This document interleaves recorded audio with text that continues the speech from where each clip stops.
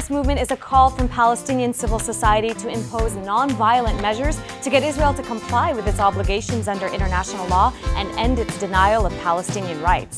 The movement is loosely based off of South Africa's anti-apartheid movement in the 1970s and 80s. It's calling upon people of conscience around the world to boycott Israel and institutions that are complicit with Israel, including companies and so on, because of its three-tiered system of oppression against the Palestinian people. Its occupation, 1967 occupation of the West Bank, Gaza, and that includes East Jerusalem, as well as its system of racial discrimination against its non-Jewish citizens, the Palestinians, citizens of Israel.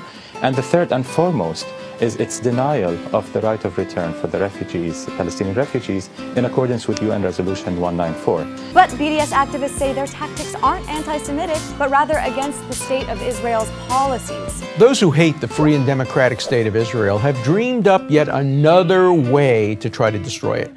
It has an innocuous name, but not an innocuous purpose. It's called the BDS movement. The initials stand for boycott, divest, and sanction.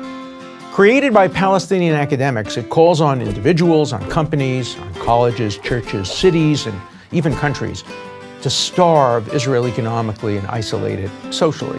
The ostensible reason for this is Israel's alleged mistreatment of Palestinians living in the areas of the Gaza Strip and the West Bank. Now, I support the idea of the creation of a Palestinian state. Actually, so do most Israelis. And I'm not particularly supportive of the West Bank settlement policy of the Israeli government. But I condemn the BDS movement in the strongest possible terms. Now 10 years on, BDS is making some serious headway.